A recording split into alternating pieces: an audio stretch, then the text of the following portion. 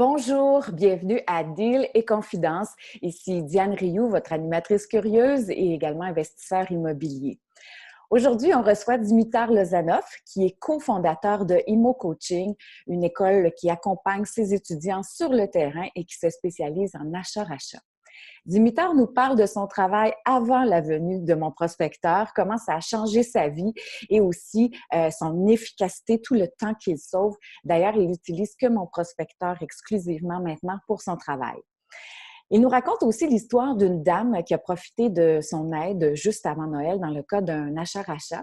Elle et ses 3 jeunes enfants étaient bien mal pris parce qu'ils avaient reçu donc un préavis d'exercice qu'on appelle communément un avis de 60 jours. Donc, finalement, avec l'aide de professionnels, la situation a pu être renversée et la dame qui avait 3 enfants, dont un nouveau-né, un nourrisson, ont pu rester à la maison. Qu'est-ce qui se passe quand on fait de l'achat-rachat et que les plans ne fonctionnent pas comme prévu? Quels sont les 3 meilleurs conseils à suivre quand on veut faire ce type de transaction-là?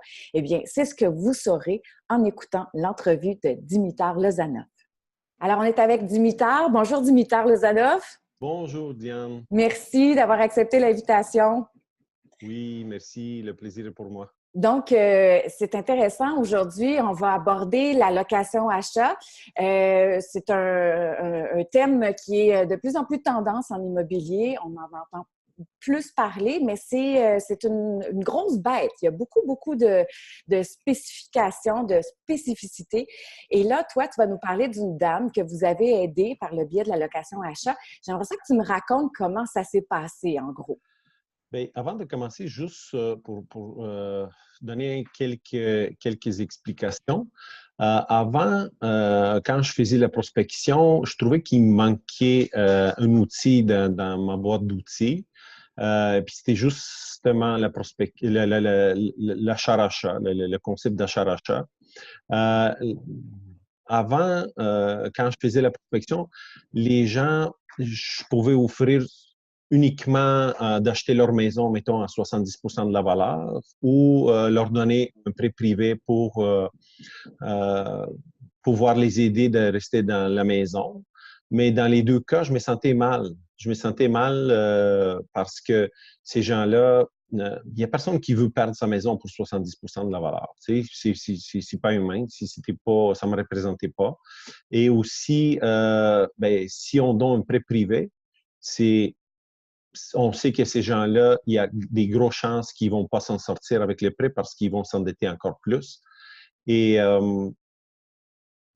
ils vont perdre la maison pareil. Fait que j'avais l'impression de profiter de ces gens-là. Qui sont vulnérables aussi un peu dans leur situation, là. Oui, c'est ça. Profiter de la situation de ces gens parce qu'ils sont dans une mauvaise posture par rapport à leurs finances. Et je me disais, j'ai essayé de consoler, juste me dire que si c'est pas toi, ça va être la banque qui va le prendre. Puis, tu sais, on essaie de se trouver des raisons pour qu'on puisse faire ça. Mais à un moment donné, j'ai rencontré Jacques Dion. Jacques Dion, puis j'ai suivi une de ses formations. J'avais déjà beaucoup de connaissances, puis ça, quand j'ai compris les concepts d'achat-rachat, j'en ai d'ailleurs fait tout de suite deux achats comme ça, avec lui accompagné, puis là, j'ai vu le pouvoir de tout ça. Et ça a complété vraiment, c'était l'outil qui a complété ma boîte d'outils et qui m'a permis de pouvoir offrir quelque chose de différent. Parce que j'ai remarqué que environ 10% des gens, ils veulent vendre leur maison. Tout le reste, 90%, ils veulent rester. Quand je les demande qu'est-ce que vous voulez faire, bien, je veux rester dans la maison, je veux rester. Mais le seul moyen que j'avais, c'était prêt privé. Puis là, ils vont s'endetter encore plus, puis ils vont perdre la maison. Est-ce qu'on peut expliquer en quelques mots aux auditeurs qu'est-ce que c'est le rachat-rachat? Achat-rachat, c'est que premièrement, quand on trouve un dossier qui a un bon équité, quelque chose qui va correspondre à nos critères, On va l'analyser, on va regarder aussi le dossier de crédit des gens, on va voir si ce n'est pas des délinquants, des gens qui tombent souvent en avis de 60 jours, ça veut dire que c'est des mauvais payeurs. Là, on ne fait pas affaire avec. Il faut que les gens ils méritent vraiment notre aide. Et après ça, qu'est-ce qu'on fait? Bien, on achète la propriété, on transfère les titres au nom d'un investisseur, soit moi, soit quelqu'un d'autre. Mettons, si je trouve une propriété, je peux le faire moi-même. Alors, on transfère les titres au nom de cette personne-là.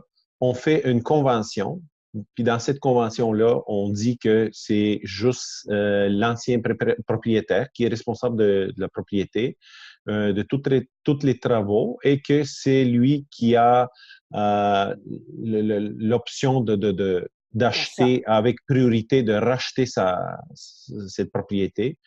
Et vu que c'est des gens qui habitent depuis 20, 30, 10 ans dans cette propriété-là, sont motivés, puis ils entretiennent la propriété. Puis de toute façon, quand on rentre dans la propriété, on voit s'ils s'en occupent bien. Exact. C'est ça qu'il y a de beau avec la location-achat ou l'achat-rachat, c'est qu'on tombe avec des locataires AAA. C'est leur bien et puis il faut bien les sélectionner. Comme tu disais, Oui. il y a des délinquants. Je Mais vais les juste faire autres, une petite parenthèse. Il faut faire, parce que beaucoup de gens, ils ne font pas la différence entre location-achat et achat-rachat. ouais, c'est pour ça que je dis les deux Ouais. termes. Mais je vais expliquer. Location-achat, c'est quand on achète une maison pour une personne qui a un mauvais crédit et qui ne peut pas se permettre d'acheter une maison. Sauf Exact. que lui, il n'est pas engagé avec la maison. Il n'a jamais habité. Il va juste choisir sa maison, puis on l'achète. Souvent, ces gens-là, ils n'ont pas beaucoup de mise de fonds. Ils essayent de passer comme avec la banque et CHL avec 5-10 ce qui, moi, je ne vous suggère pas de le faire parce que c'est trop risqué. Et deuxième chose, c'est s'ils ne sont pas assez engagés, ces gens-là, ils peuvent dire finalement, cette maison-là, ça ne me plaît pas, voilà les clés, puis ils sauvent. Et si vous l'avez acheté avec, mettons, 5 ou 10 bien, juste le courtier qui va revendre la maison va vous charger Exact. 5 fait que vous allez être en perte. Puis cette personne-là n'est pas reliée. Alors, nous, on ne fait pas des transactions comme ça. Nous, on fait achat-rachat. Des propriétaires qui sont déjà établis depuis des longues années, puis qui veulent juste Exact. garder leur propriété. OK. Hey, merci. Là, j'aimerais ça, par exemple, que tu nous parles de ton cas de la madame que vous avez aidée. Oui, oui.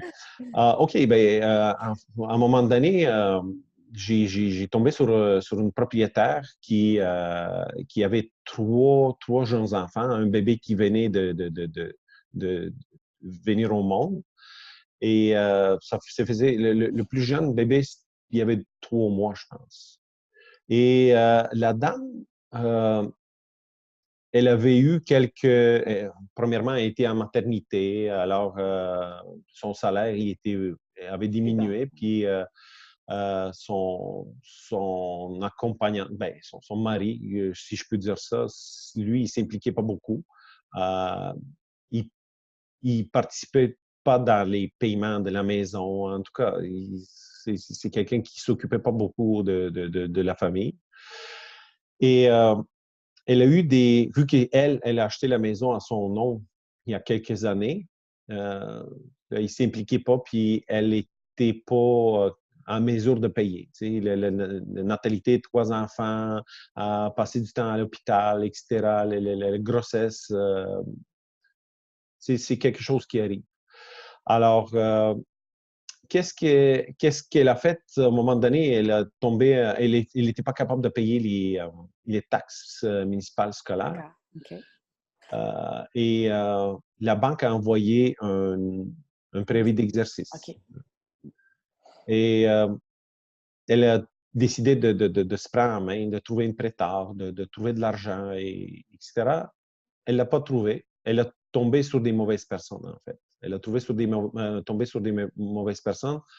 Des gens qui ont dit, OK, on va te prêter de l'argent, mais pour analyser ton dossier puis voir si ça va marcher, il faut que tu me verses une telle somme d'argent parce que là, je vais analyser ton dossier. qu'elle a commencé à verser de l'argent, puis là, l'argent n'était jamais suffisant, puis il faut que tu me verses un autre 200 $ parce que là, c'est plus complexe que je pensais. Puis ça a commencé, justement, elle a perdu encore plus d'argent.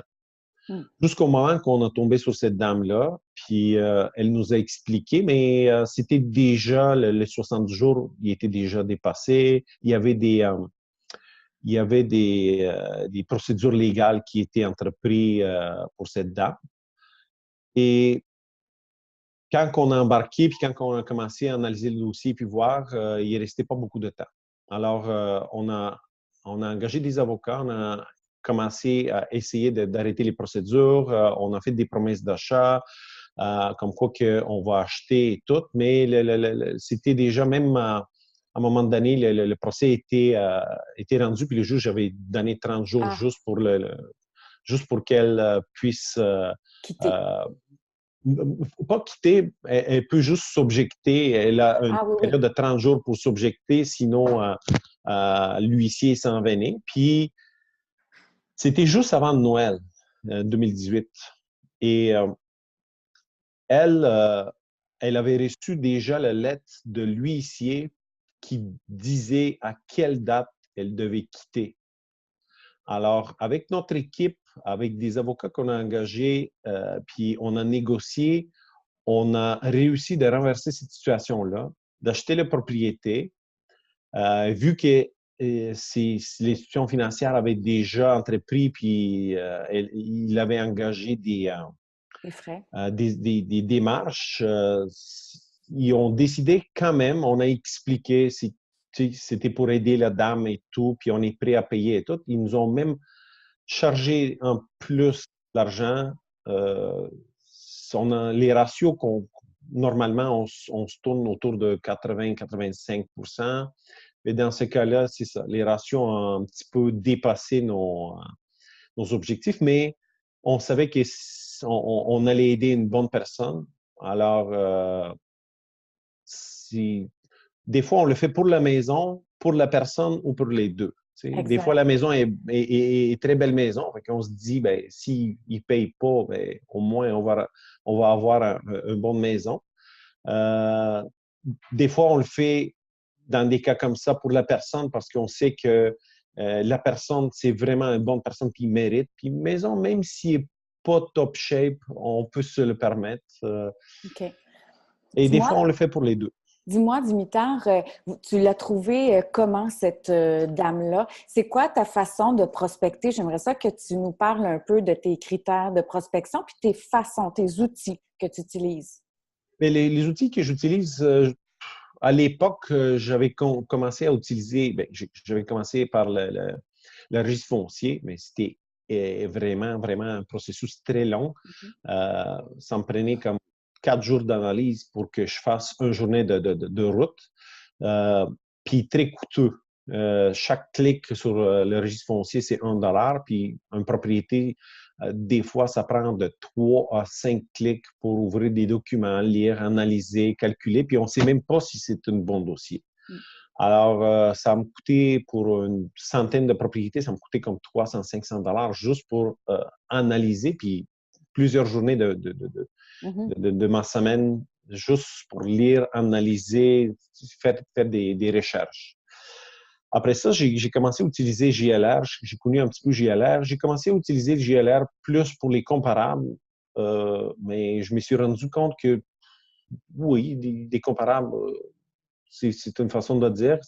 Des propriétés, c'est entre 50 et 500 000. Que les comparables, la moyenne, c'est 250.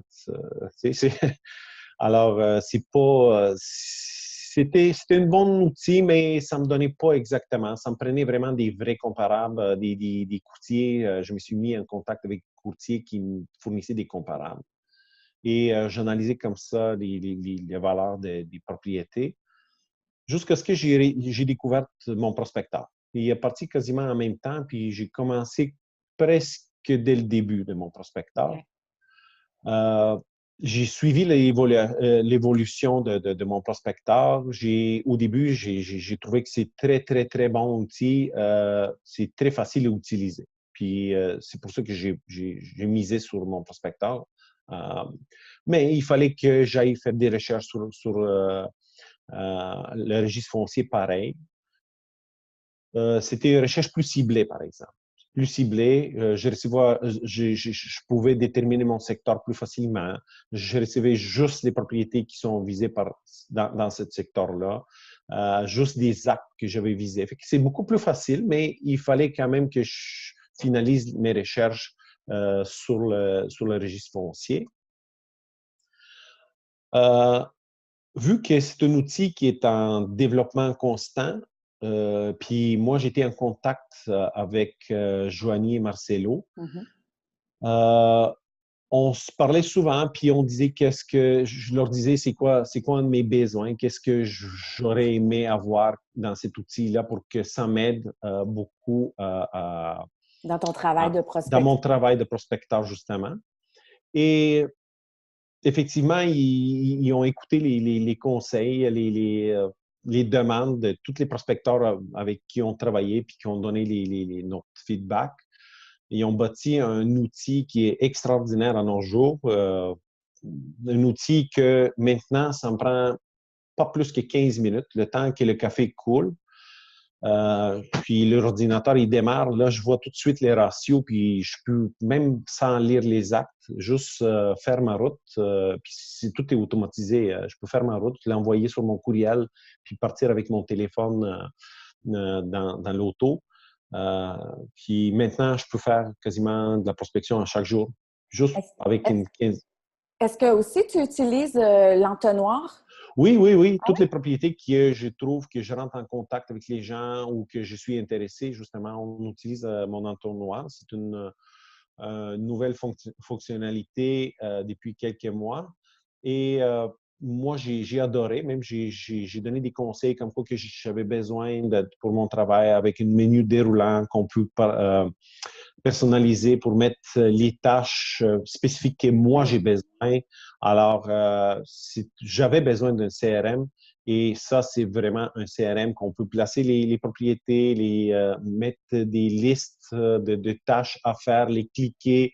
Quand tout finit, on le déplace en avant, puis ça suit la procédure jusqu'à aller chez le notaire. Puis moi, c'était des besoins plus particuliers parce que je suis coach en immobilier. On a une école Immo-Coaching, puis on fait justement de l'accompagnement à nos dauphins. On les appelle comme ça, nos étudiants, nos dauphins. Alors, moi, il faut que je sache quel étudiant, avec quelle transaction est impliqué, puis chez nous, c'est plus, il y a des tâches spécifiques à faire. C'est pas comme un prospecteur tout seul. Alors, moi, ça me prend un menu déroulant pour savoir si tous les documents que j'ai besoin, je les ai obtenus. Si la visite a été faite, s'il y avait une inspection à faire. Alors, je suis capable de cocher des affaires puis d'avancer dans l'entonnoir, ça m'aide énormément. Puis le fait de faire la route, juste créer ma route comme ça et avoir les ratios, tous les dossiers sont déjà pré-analysés. Je vois juste le chiffre puis l'équité, puis je suis prêt à partir. Ça ne me prend pas grand-chose. C'est vraiment... Génial. Donc, depuis les améliorations, si on veut, de la plateforme l'été dernier, il y a beaucoup de changements qui ont eu lieu et ça vaut quand même, quand on fait beaucoup de prospection, là, ça vaut la peine. Ah, ça vaut la peine, bien sûr. Chaque chose, tout le monde dit c'est cher, mais comme j'ai dit, pour 200 $, je pense que... Tu travailles 15 minutes au lieu de 4 heures, c'est ça que Première chose, c'est ça. Puis deuxième chose, puis moi, pour analyser tous les dossiers qui sont dans le registre foncier, j'ai dit 300, 500 $. Ici, c'est rendu à 200 $, puis tu as comme, si je me rappelle bien, mais j'ai jamais vu la limite, là, mais c'est 500 par mois. 500 propriétés. Là. Ouais. 500 de 5 $, faites le calcul vous-même. Oui, exact. Hey, Dimitar, j'aimerais ça qu'on revienne un petit peu sur le cas de la dame que vous avez aidée en achat-rachat. Donc là, tu as prospecté, tu as trouvé cet avis de 60 jours qui est apparu. Comment ça s'est passé ensuite? Tu es allé cogner à sa porte? Qu'est-ce qui s'est passé? Oui. En fait, compte, j'ai changé ma méthode. Maintenant, je sonne aux portes. Au lieu de cogner? Oui, c'est ça. C'est bon. Pourquoi? Pourquoi? C'est quoi? On dit cogner à des portes. J'ai cogné, oui. Juste qu'il n'y ait pas de OK. sonnette, mais maintenant, on sonne à la porte. Puis, justement ça, j'ai sonné, puis j'ai rencontré cette dame. Elle m'a expliqué son histoire et comme j'ai expliqué avant, on a engagé des avocats. C'était un petit peu long, mais on a réussi de renverser la situation. Puis on a signé chez le notaire carrément 2 jours avant que l'huissier vienne pour vider la maison. OK. Alors, la vente a été faite. Il y avait une entente, puis cette dame-là continue à demeurer à la maison et nous a envoyé à notre équipe une belle carte, elle, avec 3 bébés. C'était marqué Joyeux Noël, merci beaucoup. Puis un texte, là, c'était, je pense à ça, puis j'ai des frissons. C'est un beau Euh, témoignage. J'étais très heureuse, évidemment. oui, elle était très heureuse, puis elle nous a dit, si vous étiez pas là, vous êtes mes anges de sauveurs parce que j'allais perdre la maison, puis j'allais passer Noël avec mes bébés, je ne sais même pas où.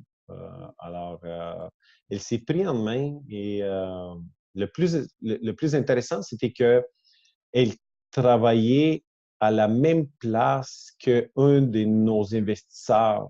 Ah oui? Puis, quand j'ai présenté l'investisseur qui voulait faire la transaction, ils sont reconnus, puis ça avait l'air qu'ils Wow! connaissaient. Fait que là, une personne qui est parrainée une autre personne, puis là, c'est un vrai plaisir. Tu sais, tout le monde trouve son compte là-dedans. Et moi, j'adore ça parce que depuis que j'ai découvert ce concept d'achat-rachat, bien, avant, comme je peux dire, j'avais atteint juste 10% des gens en avis de 60 jours. Je n'avais pas trop de solutions. Maintenant, je peux avoir la plage au complet. Tu sais, le petit carré de sable qu'on joue là-dedans, là, maintenant, c'est la plage. C'est rendu la plage. J'ai carrément pas de concurrence là-dedans parce que c'est le concept que Jacques il m'a donné comme idée, puis qu'on a intégré à la prospection. Maintenant, c'est vraiment, on est unique à le faire.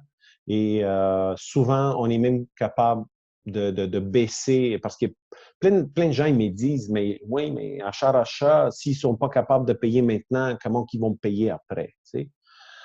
Et moi, je réponds toujours que nous, souvent, on baisse les paiements parce que les gens sont endettés pas juste avec l'hypothèque. C'est pas l'hypothèque le problème. Le problème, c'est qu'ils sont endettés avec des cartes de crédit, avec des marges de crédit. Et, Bien, c'est ça, ça ou allait être ma prochaine question, Dimitar. Donc, concrètement, dans la transaction, vous achetez pas seulement la dette de l'hypothèque, vous non, organisez pour faire une espèce de consolidation avec l'équité de la maison. exactement. On fait une consolidation avec l'équité de la maison. Puis, ces gens-là, je veux juste vous partager une de mes expériences. C'était comme la personne devait. J'ai fait un bilan, là, puis il y avait comme 70 000 de dettes, des cartes de crédit, des marges de crédit, des autos à payer, tous les paiements par mois, hypothèque, assurance, taxes et toutes les dettes, ça englobait environ 5 300 $ par mois. Juste pour payer des dettes. Donc, la personne n'avait pas vraiment fait un budget. Mettons Sinon, que non. elle se serait aperçue que c'était plus élevé que ce qui C'était rentrait. 5 300 $. Puis nous, avec cette option d'achat-rachat, on a baissé ses paiements en 2 800 $. Ben oui. Imaginez les gains que cette personne a fait. Puis après ça, on ne le lâche pas. On le met en contact avec une personne qui fait le redressement de crédit. Alors, on aide ces gens-là à redresser leur crédit et on ramasse une équité virtuelle un petit peu Ouais. dans nos deals. On est structuré de manière qu'on aide les gens. Au bout de 3 ans, ils vont ramasser comme 6% en mise de fonds, puis peuvent passer avec SCHL et racheter leur maison. Et on s'assure d'avoir des bons clients. On s'en occupe. Puis Ouais. moi, j'ai trouvé vraiment ma passion là-dedans parce que j'aide les gens et j'aide les investisseurs en même temps à devenir libres financièrement. Alors, il n'y a pas plus grand bonheur dans ma vie que d'aider les gens. C'est une grande satisfaction. Concrètement, au niveau du financement, tout ça, est-ce que c'est compliqué avec une institution financière de financer ce genre de transactions-là? Pas du tout, non. Pas du tout, non. Nous, on a des techniques, on a développé des techniques pour permettre d'acheter souvent avec presque zéro mise de fonds. Puis ça, on l'applique juste à nos étudiants parce qu'on a une compagnie de prêt privé, puis là, on achète la propriété, OK. on le met à son nom, puis c'est Ah, OK. après. En tout cas, on a une technique pour le faire. Mais sinon, c'est facile. Il faut juste mettre 20 de mise de fonds, puis tu l'achètes comme une propriété avec une locataire. C'est tout. OK, c'est bon. Qu'est-ce qu'il y a de particulier, qu'il y a d'autre de particulier qui serait intéressant de savoir à propos de l'achat-rachat en termes de peut-être de critères, qu'est-ce qu'il faut bien surveiller? On sait le profil, bien sûr, du candidat ou du client. Qu'est-ce qu'il faut surveiller d'autre?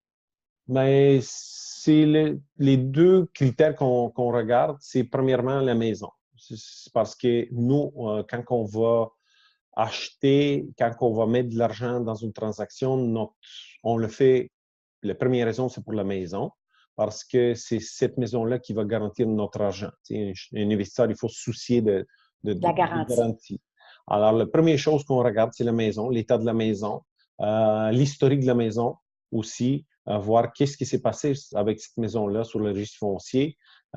Puis justement, si on voit qu'il y a une délinquance, puis que c'est quelqu'un qui néglige de payer, puis souvent, il retarde des taxes, retarde des paiements, alors c'est sûr que cette personne-là, on sait que ça ne serait pas un bon candidat pour nous.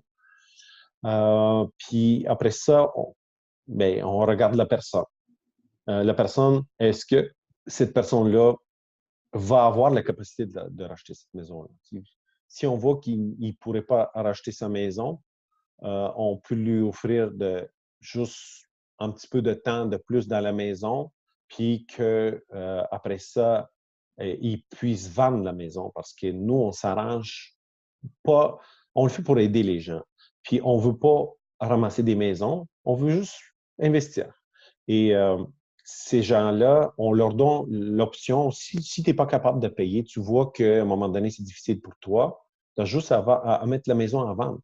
Oui, la maison est à mon nom, mais tu peux trouver des acheteurs. Puis moi, dès que les chiffres fit, puis tout est bon, dès que je sais que moi, je vais récupérer ce que j'ai mis là-dedans, Mhm. puis je vais faire mes profits à moi, ben toi, mettons, si j'achète la propriété à 80 de la valeur, il y a 20 que l'ancien propriétaire peut aller encore à chercher là-dedans, et que lui est intéressé à vendre la maison au plein prix, puis qu'il récupère son argent. Alors, le minimum qu'on va donner, c'est aux gens de récupérer puis donner du temps un petit peu. Souvent, ils disent, moi personnellement, j'ai une propriété où ce qu'il monsieur, sa femme a été atteinte de cancer et il m'a dit, écoute, moi, la maison, je veux pas. Il était en avis de 60 jours, puis il voulait juste avoir plus de temps pour sa femme, pour passer les chimiothérapies, etc. Malheureusement, cette dame a décédé juste avant Noël. Puis là, il m'a dit, écoute, là, il n'y a plus rien qui m'attache à cette propriété-là, on va la mettre à vendre. Puis c'est correct, on l'a mis à vendre, puis OK. on va la vendre. Sinon, dans votre modèle, est-ce que vous avez un nombre de temps déterminé, un nombre d'années? On dit. Normalement, on fait le contrat 3 à 5 ans. 3 à 5 ans, normalement, une personne devrait être capable de récupérer, à moins qu'il n'ait pas fait une faillite, parce qu'on a ça aussi dans nos dossiers. Si c'est des gens avec faillite, bien, on peut donner jusqu'à 7 ans. OK. Jusqu'à 7 ans pour qu'ils rachètent la maison, mais il y a plein de critères, des chiffres. Nous, un investisseur, il travaille toujours, surtout avec des chiffres. Okay? Quand les chiffres sont favorables, on peut le faire. OK. Jusqu'à 7 ans, ça ne me dérange pas, c'est très lucratif, c'est très payant. Puis, plus qu'on est capable d'avoir un cash flow plus longtemps possible, bien, tant mieux pour l'investisseur. Il y a plusieurs façons de structurer. Je connais des gens qui en font des achats-rachats, mais ils structurent leur façon de faire de manière qu'après avoir atteint, mettons, 3 ans, là, il faut que je la vende la propriété, sinon, là, je commence à perdre de l'argent. Si c'est pas une bonne structure pour moi. Pour moi, une structure, c'est plus que tu le gardes la propriété, plus que c'est bénéfique pour toi.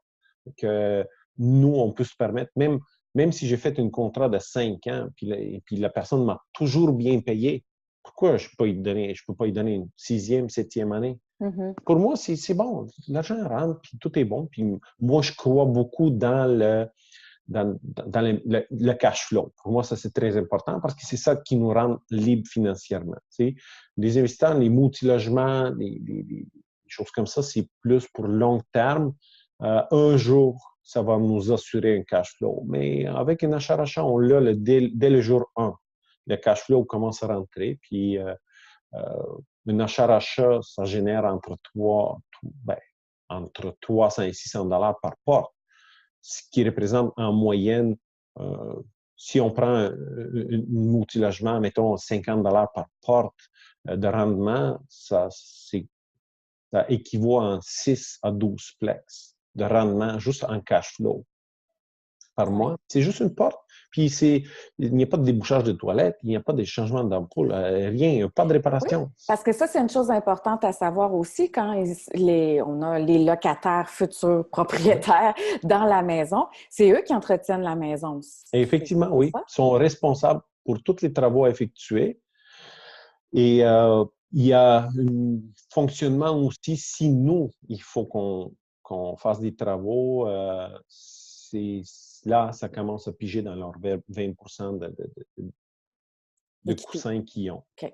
Donc, c'est vraiment bien structuré parce que pour moi, un deal, c'est quand tu diminues au maximum les risques, puis tes profits sont le plus grands. Oui, puis que c'est gagnant-gagnant pour toutes les Ouais. parties.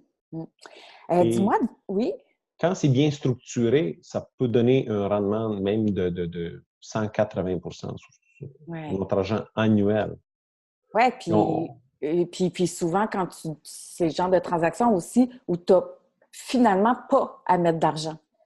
oui, Donc c'est des un fois, tu peux excellent mettre juste, rendement. mettons, un exemple qui est réel, juste mettre 8 000 puis tu génères 15 000 par année, ce qui fait 100, C'est 170 ça, exactement. de rendement chaque année. Exactement. On arrive vers la fin du mi-temps. Est-ce que tu aurais des conseils à donner à quelqu'un qui commence en immobilier ou qui voudrait commencer en achat-rachat, puisque vous en faites? Je peux donner 3 conseils. Le premier, et le plus important, soyez humain, honnête, parce que ces gens-là, c'est la façon de faire. Mhm. Et c'est pour ça que j'ai pas beaucoup de concurrence, parce que j'ai pas de compétition, parce que tout le reste des prospecteurs, la majorité sont des requins. Puis ils veulent juste arracher, puis les gens, ils le savent. Ils le savent, puis c'est pour ça que ça marche pas, puis ils ont des difficultés à trouver. Ils n'ont pas un gros taux de succès. Moi, je peux dire que presque dans toutes les maisons que je rentre, je peux sortir avec l'approbation des gens comme quoi qu'ils veulent faire affaire avec moi. Alors, j'ai aucune inquiétude. Et deuxième chose, c'est d'être formé. Parce que pour ces gens, il faut qu'on sache qu'est-ce qu'on fait. Il faut qu'on connaisse le processus. Il faut qu'on... Ça prend des connaissances. Ça prend Oui, des connaissances. c'est Formez-vous. complexe. Là. On ne fait pas ça sur le bord d'un comptoir. Là. Oui. Il faut se former, puis il faut avoir une équipe.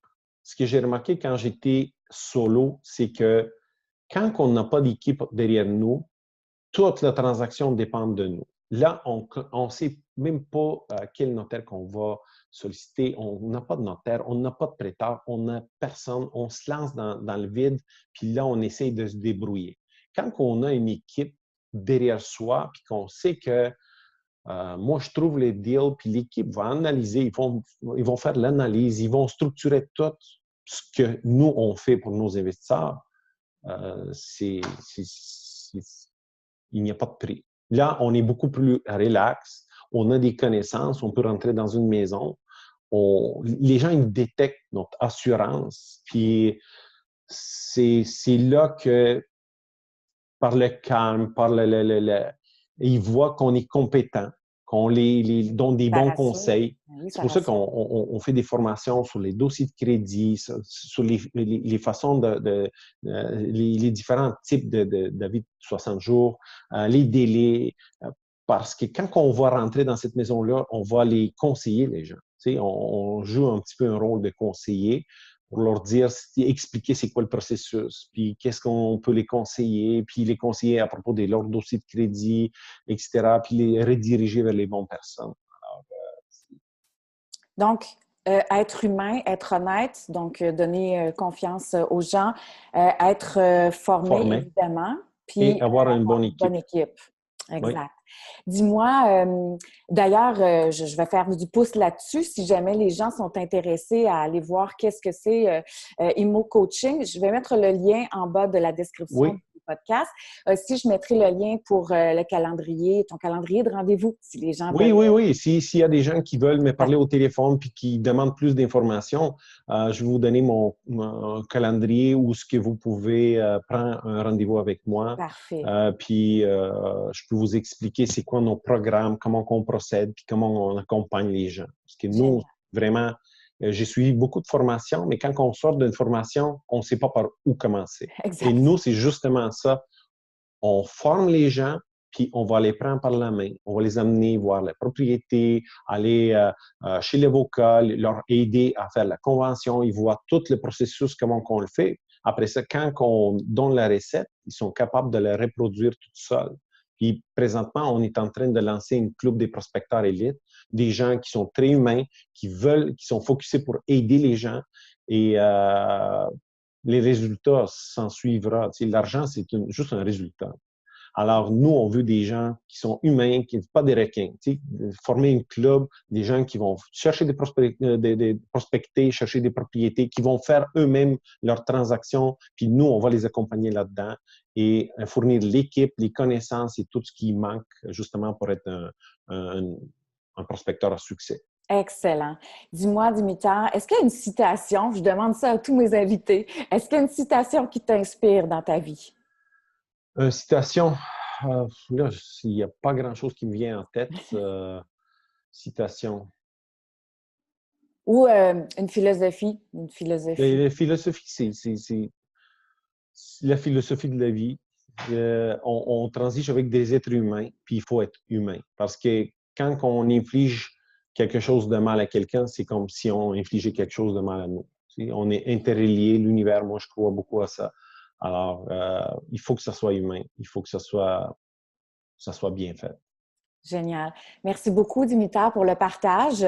Puis, je vais mettre le lien, les deux liens, en fait, sous la description du podcast. Puis, si les gens aiment nos podcasts, n'hésitez pas à aller nous faire une petite évaluation sur iTunes. Et puis, si vous aussi, vous aimeriez être interviewé, vous pouvez demander également à Joanie, là, de mon prospecteur. On va communiquer avec vous.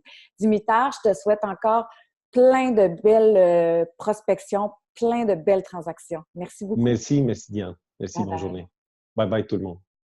L'achat-rachat est une des nombreuses spécialités en immobilier et comme le dit si bien Dimitar, ça prend quand même des qualités essentielles pour pratiquer ce type d'investissement-là. D'abord, être humain, hein, être honnête également, vouloir des relations gagnant-gagnant, se former parce que c'est quand même assez complexe, ne serait-ce qu'au niveau juridique, et évidemment avoir une bonne équipe derrière soi sur qui on peut compter. Donc, d'excellents conseils qui sont de toute façon bons pour tout autre type d'investissement en immobilier, mais surtout en achat-rachat. Donc, si vous voulez en savoir plus sur la prospection ou encore sur les formations de Immo Coaching, j'ai mis les liens sous la description et on vous invite à aller faire un petit tour sur le site web ou encore vous pouvez prendre rendez-vous avec le calendrier de Dimitar. Sur ce, merci d'être à l'écoute et je vous dis à bientôt pour un autre Deal et Confidence.